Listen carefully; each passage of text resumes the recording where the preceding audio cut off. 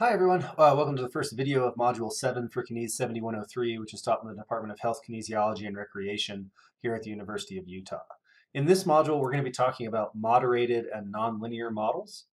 So these are models in which we're going to have multiple continuous predictors, and we're going to allow those predictors to either interact with each other in the case of a moderated model, or to take on certain nonlinear properties in the case of a nonlinear, or more specifically, a curvilinear model. And so these models can get complicated rather quickly. So before we jump into it, let's talk about some definitions. So first off, a moderated model is a model in which the effect of one variable changes as the function of another variable. So for instance, if we were to have two different curves, kind of as illustrated in this little subfigure here, if we were saying there's some relationship between x and y, but the relationship changes depending on if you're male or female, for instance, then we would have a moderation effect. The effect of x is moderated by your sex. Right? So in any case where we have moderation, the effect of one variable is changing based on the value of another variable. And we're going to talk about our altitude data set as an example in this video. In subsequent videos, we're also going to talk about nonlinear models in which the effect of one variable changes as a function of itself. So rather than saying that the effect of x changes based on something like sex or economic status or level of education, what we're going to say is that the effect of x depends on where along the x-axis you are. So in a nonlinear function, right, the difference between 0 and 1 may not be the same as the difference between 1 and 2, which may not be the same as the difference between 2 and 3, right? And you can see this represented here with this quadratic function where we have this curved value. The difference between 0 and 1 along the x-axis is different than the difference between 1 and 2, right, which although not shown would be somewhere up here. So these little thumbnail diagrams hopefully help you think about somewhat analogously what moderated versus nonlinear effects are. But we are going to spend a lot more time in lab and in the next few videos talking about these modules or models in detail. So first, when we want to talk about moderated models, statistically, what moderation refers to is the interaction between two variables. We're allowing two variables to interact, meaning we're allowing one variable to have an effect on another. So to understand this, we can start with our altitude data set that we used before, where we're looking at the decrease in a person's VO2 max as a function of the altitude at which a test was conducted and the athlete's VO2 max at baseline. So in a multivariable model, right, where we have two variables predicting the decrease in altitude, we can make an unmoderated model. And this is something that we've done already. So in the unmoderated model, we would say we're going to predict your decrease, our y variable, as a function of some intercept times plus a slope times the altitude at which the test was conducted plus a slope times the person's baseline VO2 max. And so these parameters multiplied by the x variables are our model, and they will give us estimates of y, right? And the estimates will differ from the real data as a function of whatever the error term is. So we have our data equals our model plus error. Now, if you actually were to fit these parameters in your data, so we're going to get estimates based on the slope and the intercept we actually calculate in the data, this is what we would get. We would have that yi is equal to 18.698 minus 4.078 times the altitude in kilometers minus 0.294 times your baseline VO2 in milliliters per kilogram per minute. So by adding in the different values for altitude and for BVO2, we could get an estimate from our model. And because altitude is continuous and BVO2 is continuous, we could plug anything in here to get back the values that we want. Right, so an easy one is just to plug in 0. What would be the estimated value for someone who did a test at 0 altitude and had 0 baseline VO2 max? Well, we predict their decrease would actually be positive, right? So they would actually be going up by 18.698 points. Now, that's not particularly informative, right? Because an altitude change of 0 means you stayed at sea level, and a BVO2 max of 0 means you're dead. You're not consuming any oxygen, right? At baseline. So that's not really meaningful, but we could plug in zeros for both variables in order to see an effect. Alternatively, what we can do is actually plug in, say, values for baseline VO2 to see what is the effect of altitude in this model. And in this unmoderated, or what we would call additive model, right, because these properties add, they don't multiply times each other, what we're going to see is that the effect of altitude doesn't change regardless of what your baseline VO2 was. So here we have an individual with a baseline VO2 of 40, so we've plugged 40 in here, right, then done a little rearranging of the parameters, so everything with a constant can get reduced. So the intercept and then the slope times 40, that gets reduced to 6.938 minus 4.078 times the altitude. And so what we wind up with basically is a smaller submodel where these are our predictions for someone who had a baseline VO2 max of 40. We predict that they would start at actually an increase, right, a change of positive 6.938, and then they would decrease by 4.078 milliliters per kilogram per minute for every additional kilometer you took them up in altitude. Now, what if we evaluated this model at a different level of baseline VO2?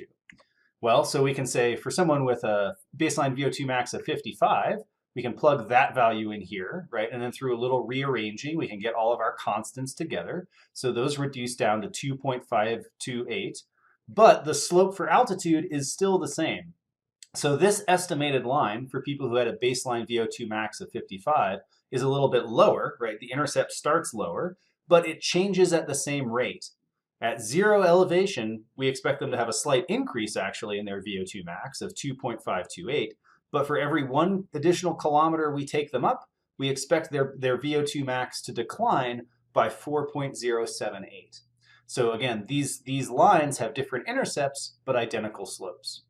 And we can plug in one more value just for good measure. Let's say we plug in 70 as the VO2 max that we're evaluating. So people who had a baseline VO2 max of 70, right, we plug that into the equation here.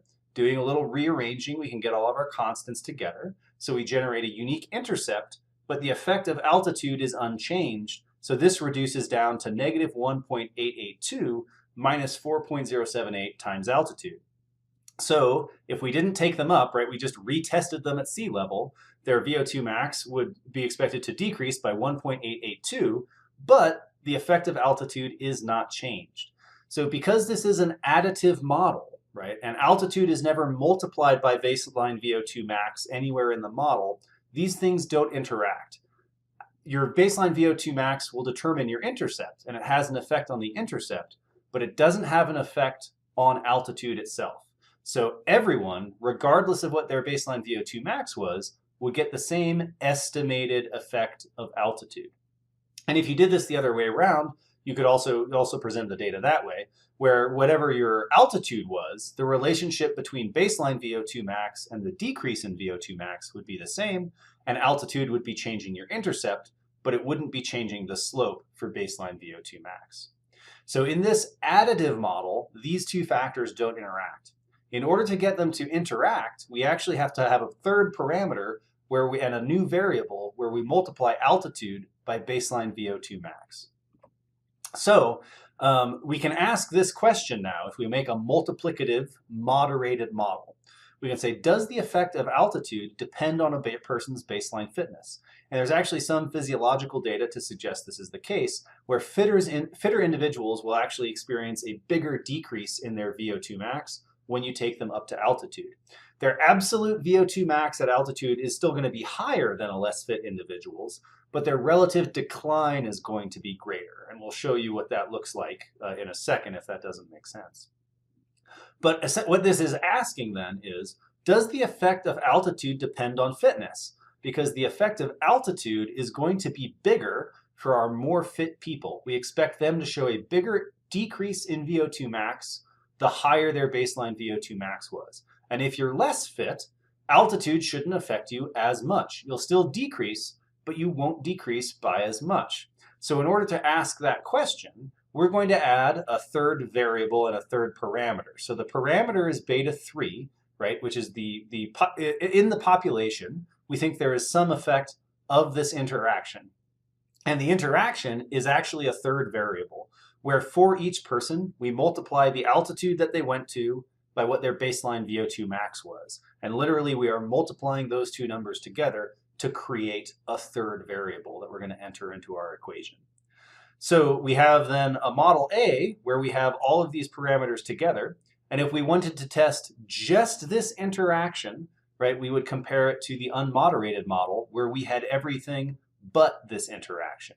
And if we made a statistical comparison of the proportional reduction in error between these two models, we could make a statistical inference about the interaction.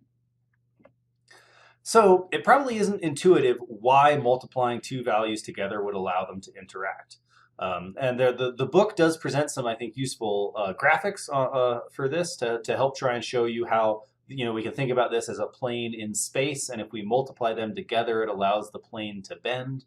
But I think you can also show this pretty concretely through a little bit of algebraic rearrangement, and we can show you why this works. So when we want to say, what is the effect of altitude? In our additive model, that was easy. The effect of altitude was just beta 1. But now, altitude is actually going to affect two parameters in our multiplicative model. It's going to affect beta 1, and it's going to affect beta 3. So when we ask what is the effect of altitude, we actually have to combine beta 1 and beta 3 together and take them both into account in order to answer this question.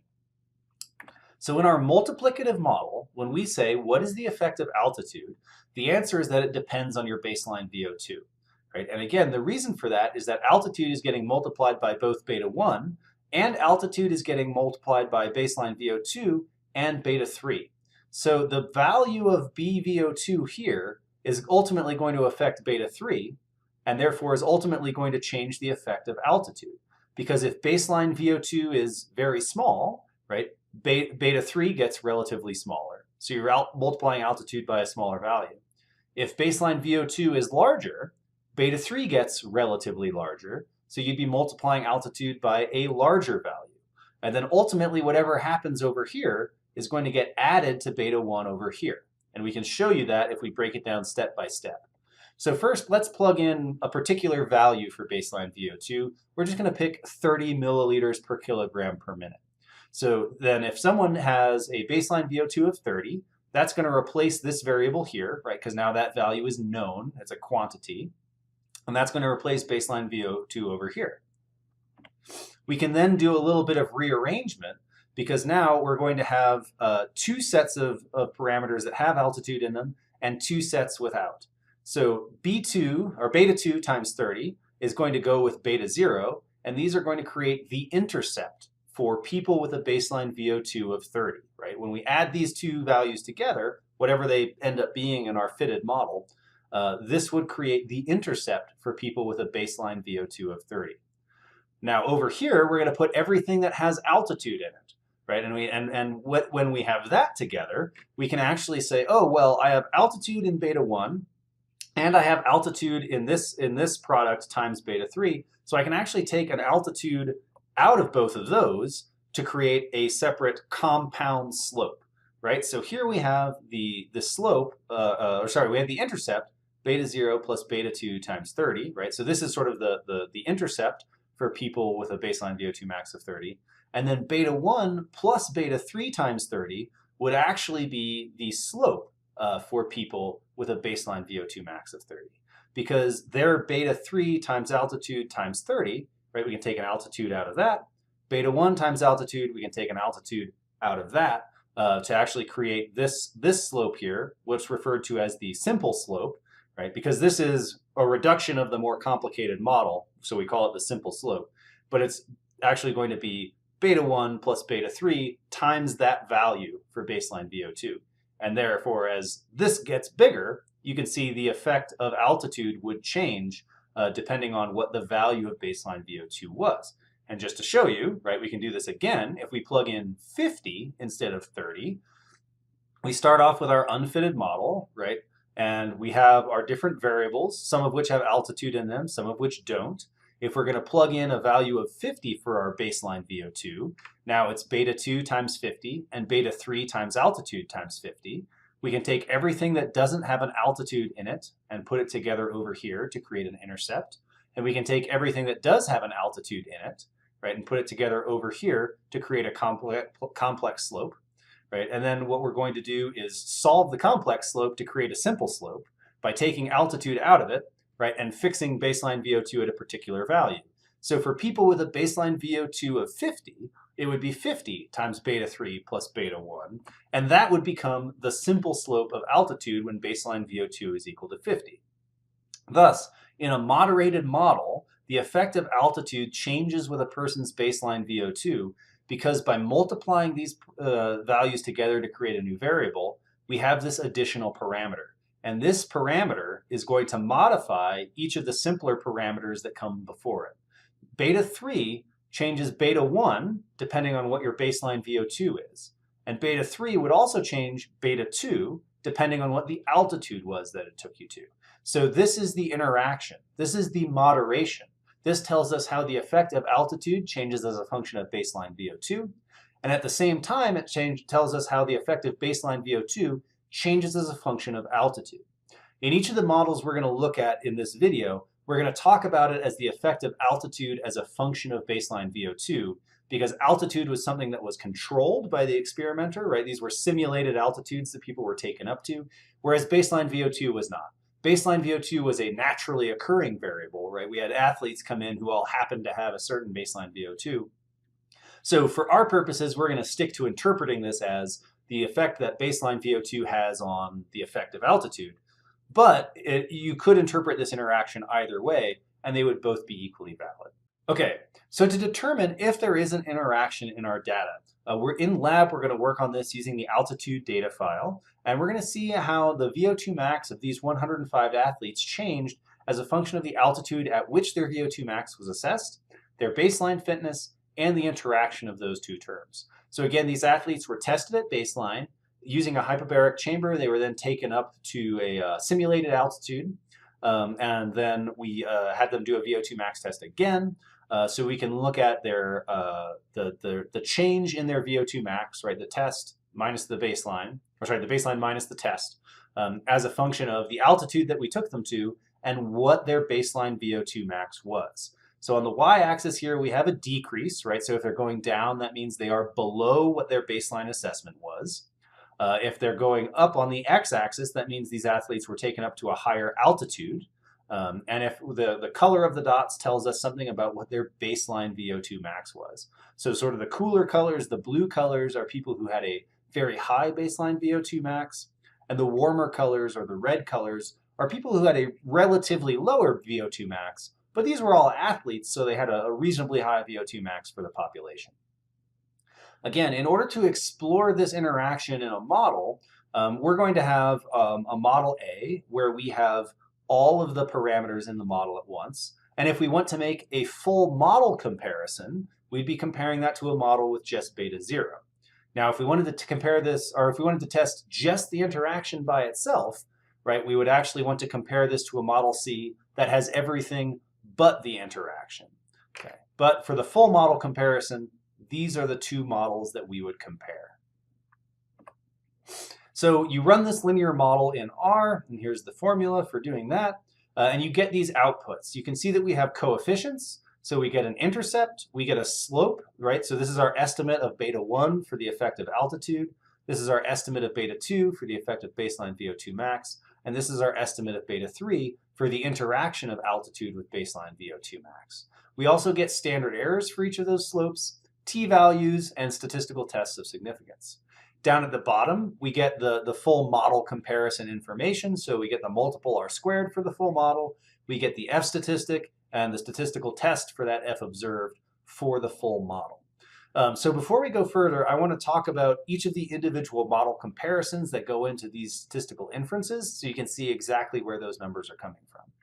So when we talk about the F statistic, right, we're talking about a model comparison where we have all the parameters in the model, right? So we have all 4 estimated parameters, compared to a model C where we just estimate the intercept. So this is saying, what is the value added of all 3 of these new parameters together, right? And it's 3 new parameters because beta 0 is in both models, but beta 1, beta 2, and beta 3 are only in model A. To be a little bit more explicit about this, we could actually write out that it's 0 times each of these parameters in model C. Because what we're really doing, right, is comparing the value that we observe in the data for beta 1 against 0, and the value that we observe in the data for beta 2 against 0, and the value that we observe in the data for beta 3 against 0. Now, if this F statistic, or this omnibus F, right, tells us how much variance these parameters explain as a set. However, we're probably more interested in the variance that they explain individually, which means we have to look at the p-values and the standard errors up in this part of the table, right? So we want to then look first at the interaction. If we want to decide, is there an interaction, right, we want a model A that has all the parameters in it compared to a model C that has all of the parameters except for the interaction, or setting that to 0 so that whatever the value of altitude times BVO2 was, it goes away. Similarly, if we want to understand the effect of baseline VO2 by itself, we'd have a model that has everything in it compared to a model that has everything in it except baseline VO2, right? Or we're fixing that beta at 0 to specifically say baseline VO2 doesn't have any effect by itself. It's still there in the interaction term, right? This is a third variable now, but that original baseline VO2 variable is getting omitted from model C, and that would allow us to calculate a proportional reduction in error, right? And ultimately solve for a p-value to make a statistical inference about this parameter. Similarly, for the effect of altitude, right, we compare a model that has all of the effects in it compared to a model that has everything except the effect of altitude, so we're fixing that at 0 in model C. And for the intercept, right, like we said, this isn't always something that we're really necessarily interested in, but it's something that the computer program is going to give us by default. It gives us a statistical test of the intercept where we have a model that has that parameter free versus a model that forces it to be 0. So model A allows us to fit an intercept from our data as opposed to model C, which forces it to be 0. And if this is a better explanation of the data, that intercept will be statistically significant, and we would conclude that there's a non-zero intercept. Similarly, for altitude in kilometers, right, conversely, for altitude in kilometers, I should say, we see that although the estimate is negative, right, the p-value is 0.91. So we can't conclude that this is statistically different from 0. This is something that would happen well within the realm of sampling variability, given the standard error that we observe in the data. For baseline VO2 and the interaction, however, those are both negative, but they are statistically different from 0. So we would conclude that these are unlikely to have arisen under the null hypothesis, and we think that there's something statistically interesting going on here. We have to be careful in this interpretation, however, because this isn't saying that there's no effect of altitude in kilometers. What this is actually saying is there's no effect of altitude in kilometers when baseline VO2 is equal to 0, right? Because if you recall, when we were solving those simple slopes, this is the basic, this is the sort of the simple effect of altitude in kilometers. And it's getting modified by this value here. So the only time we're actually going to see negative 0.113 is for someone who had a baseline VO2 max of 0. Because otherwise, this value is going to get modified by our estimate of beta 3 here. And you can either skip backwards to where we were walking through that, or we'll talk about that a little bit more in a second.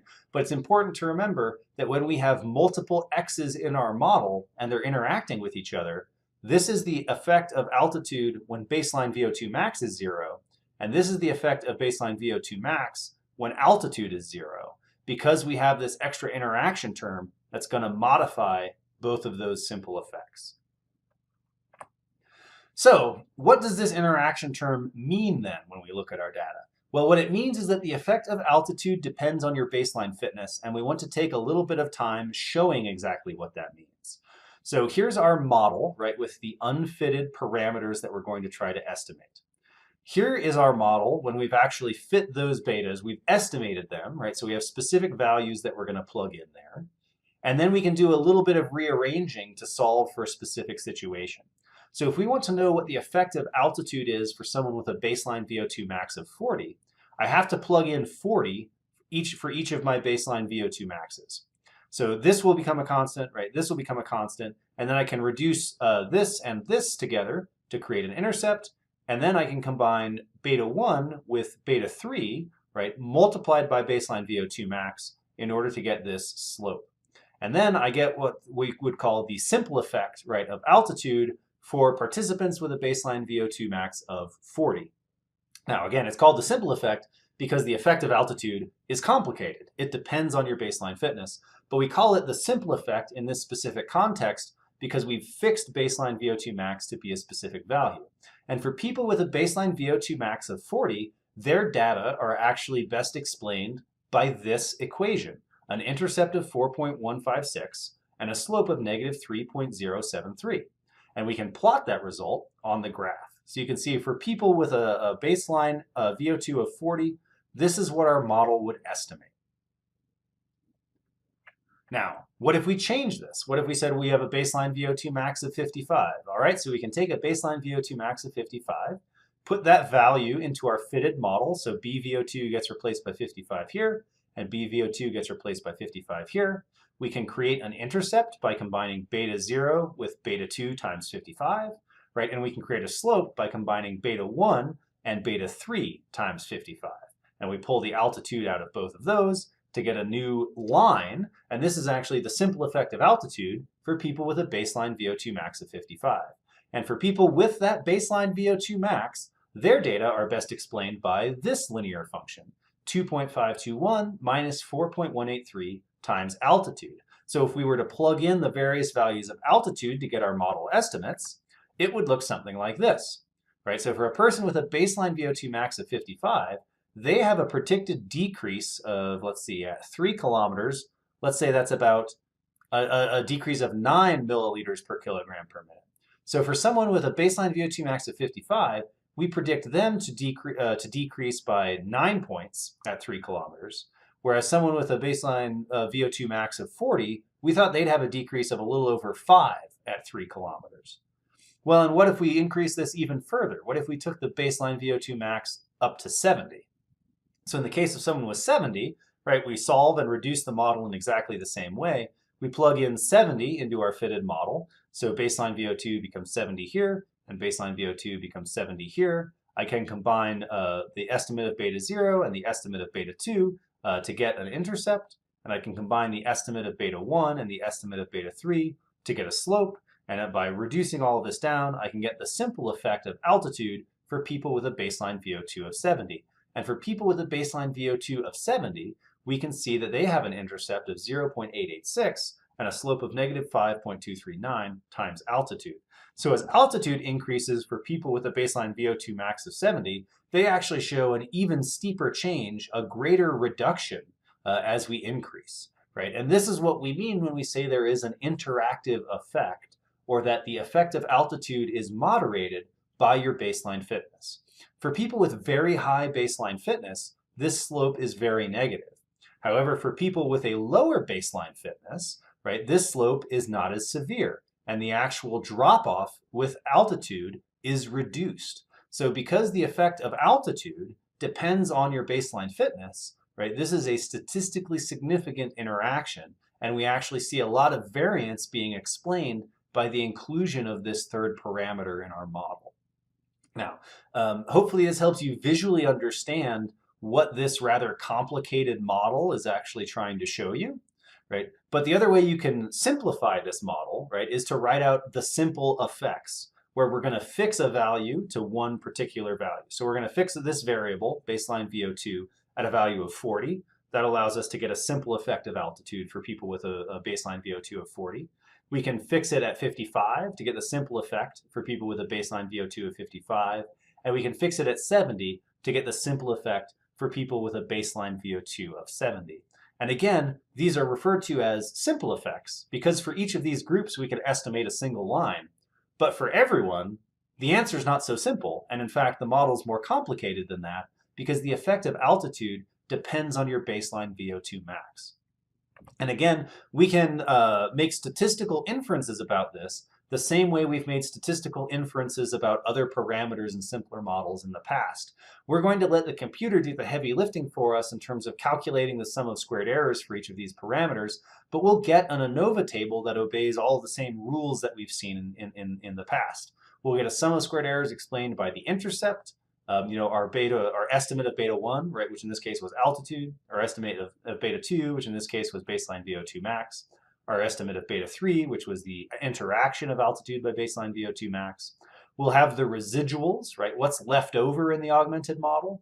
And then we'll have the total variance, right? What was left over from the most compact model when we just estimated the mean for everyone. We'll have the same calculations for the degrees of freedom for each of these parameters, which will allow us to get a mean squared error. The ratio of those will give us an F observed, and from each F observed, we can ultimately calculate a p-value. So although our model does get computationally more complicated, again, we're going to try to let the computer do a lot of the heavy lifting for us. And we have to just focus on the interpretation of these parameters and trying to carefully understand what it means when we actually have an additive effect, right? When we just have two effects that aren't multiplied by each other versus having a multiplicative or an interactive effect when we actually let two variables interact and we say something like, does the effect of altitude depend on a person's VO2 max?